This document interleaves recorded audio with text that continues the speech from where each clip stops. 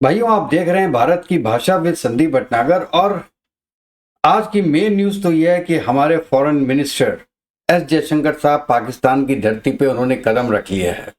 अब मुझे ये पता नहीं है कि शायद वो पहली बार जा रहे हैं या उसके पहले किसी भी कैपेसिटी में कभी पाकिस्तान गए थे या नहीं गए थे। लेकिन एक बात तो पक्की है कि पूरे पाकिस्तान के न्यूज़पेपर्स उठा के देख लीजिए, आज सोशल मीडिया देख लीजिए, एससीओ मीटिंग से ज्यादा एस जयशंकर साहब का डिस्कशन है कि एस जयशंकर साहब पाकिस्तान आ गए हैं। और ये बात तो सही है कि इससे एक पाकिस्तान को एक टच मिला है कि आप भी एक नॉर्मल कंट्री हैं। उसकी वैल्यू बढ़ी है वर्ड्स में और कंट्रीज के सामने कि अब ये देखिए कि जयशंकर साहब की वैल्यू क्या है। और ये जो मीटिंग है एससीओ की, ये हेड ऑफ स्टेट्स की थी। और हेड ऑफ स्टेट्स में जो 5 मेन कंट्रीज हैं, मैं ये कहता हूं, ईरान, रशिया, चाइना, पाकिस्तान और इंडिया, इसमें केवल पाकिस्तान के प्राइम मिनिस्टर वहां पे रहेंगे। बाकी सबके सेकंड लेवल के जो आपके अथॉरिटीज हैं वो वहां पे रहेंगे। लेकिन जयशंकर साहब का नाम ही काफी है। पाकिस्तान की जो मेन स्ट्रीम मीडिया है वो ये कह रही है कि पाकिस्तान के जर्नलिस्ट को उनका इंटरव्यू लेना चाहिए, उनसे रिक्वेस्ट करना चाहिए कि आप हमको इंटरव्यूज दीजिए। इवन जो इंडिया की पत्रकार वहां पे गई हैं, आपको पता होगा, एक तो सुहासिनी हैदर गई हैं, एक मिश्रा गए हैं, एक बरखा दत्त गई हैं वहां पे। अब बरखा दत्त तो वहां के चीफ प्राइम मिनिस्टर से भी मिल ली, चीफ मिनिस्टर से भी मिली, लेकिन उनकी बात का क्या हुआ, इंटरव्यू वो था कि वो एक मीटिंग थी, आई डोंट नो। इवन वो नवाज शरीफ साहब से भी मिली जाकर। अब लेकिन अगर इंटरव्यू लेना था उनको तो इंटरव्यू लेती, हमको भी पता चलता कि क्या बात हुई है। एनीवेज, तो 24 घंटे से कम के समय के लिए जयशंकर साहब पाकिस्तान गए हैं और ये उन्होंने क्लियर कट पहले बोल दिया है कि ये कोई बायलैटरल मीटिंग्स नहीं होंगी, this is only multilateral forum है। उसके तहत जो एक प्रोटोकॉल है, उस प्रोटोकॉल के कारण वो पाकिस्तान गए हैं।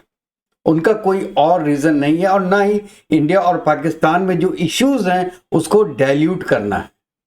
डाइल्यूट करना तो हम भी चाहते हैं और पाकिस्तान भी चाहता है, लेकिन उसके पहले पाकिस्तान को जो उनकी हरकतें हैं वो बंद करनी पड़ेगी। वो बंद करेगा नहीं, क्योंकि उसका सर्वाइवल यूज से है।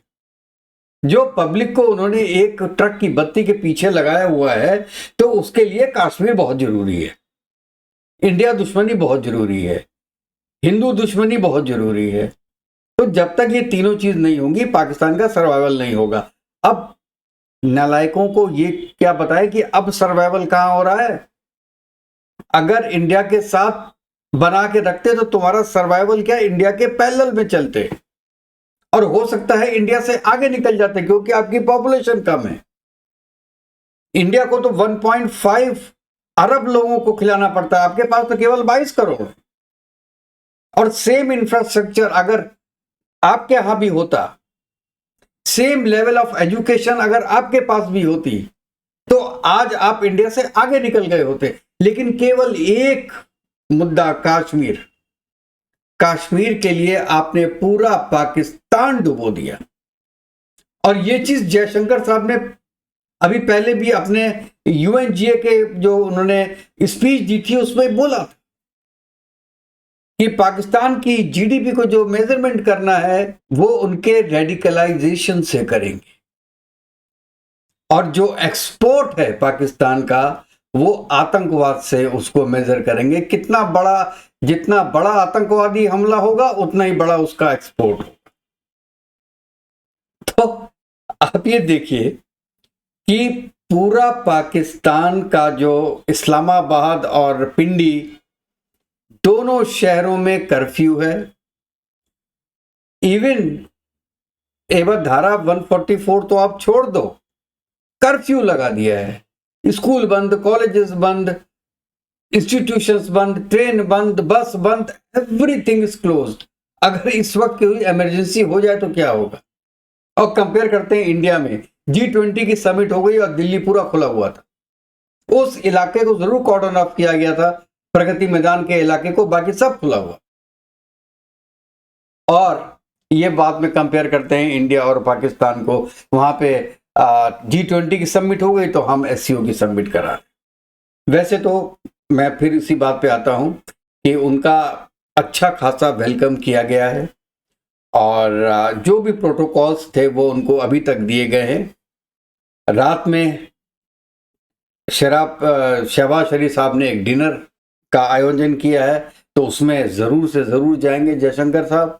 और मुझे तो लगता है कि जयशंकर साहब के लिए स्पेशल खाना व्यंजन बनाए जाएंगे, क्योंकि वो एक वेजिटेरियन है। और बाकी जितने भी लोग आए होंगे, मुझे लगता नहीं है कोई भी उसमें वेजिटेरियन होगा। एनीवेज, ये तो लेटर मोड में मैंने बात की। लेकिन मुझे लगता है कि अब अगर वो जयशंकर साहब गए हैं पाकिस्तान तक, उनका मकसद कुछ जरूर होगा। केवल SCO समिट अटेंड करना, मुझे लगता है कि वो एक इतनी ज्यादा इंपॉर्टेंट चीज नहीं थी। ना भी करते वर्चुअल कर लेते, बाकी जितनी बाकी मीटिंग्स की हैं सब वर्चुअल की हैं, तो एक मीटिंग और वर्चुअल कर लेते। और अगर बायलैटरल करनी है आपको रशिया के साथ, तो आप ऑलरेडी करके आए हो, अभी दोबारा चले जाते। प्लेन तो तैयार है आपका, वहीं पे तो आप सोते हो, वहीं पे जगते हो। चाइना जाना था, चाइना चले जाते। ईरान जाना था, ईरान चले जाते। बाकी तो छोटी कंट्रीज हैं। बायलैटरल मीटिंग्स अगर आपको करनी है तो उसके लिए SCO में जाना बहुत जरूरी नहीं था। लेकिन वो गए, इसका मतलब है कुछ ना कुछ पर्पस जरूर है। यादो ऑफ द ट्रैक, आपको जैसे 101 कोई मीटिंग हो जाए उनकी शहबाज शरीफ से या नवाज शरीफ साहब से या आर्मी चीफ से, जो भी उनको एक आदान प्रदान करना हो, जो कि एक सेटलमेंट करना हो, उसके लिए देखिए, अगर आप होमवर्क कहते हैं तो होमवर्क तो हो गया होगा, और वो लोग आपस में मिलेंगे और 10 मिनट में सब कुछ सुलटा देंगे। और इस बात की इंफॉर्मेशन ना आपको मिलेगी ना हमको मिलेगी, लेकिन कुछ प्रॉब्लम्स ऐसे होंगी जो सॉल्व हो जाएंगी। और मुझे तो लगता है कि ये हिडन एजेंडा जरूर होगा जयशंकर साहब का पाकिस्तान जाने का, मुझे तो यही लगता है। और आगे जैसे जैसे मीटिंग्स उनकी चलती रहेंगी, और भी कल भी उनका एक स्पीच होगी, और मैं तो ये चाहता हूं कि वो जब चले ही गए हैं, जब उन्होंने इतनी तरीके का एक सिक्योरिटी को, मुझे सबसे ज्यादा डर था उनकी सिक्योरिटी का, लेकिन वो इवन देन वो गए हैं, तो हमको लगता है कि उनको पाकिस्तानी सहाफियों को इंटरव्यूज जरूर देने चाहिए। और ये तो हर इंडियन को रेस्ट एश्योर होना चाहिए कि he can answer each and every question.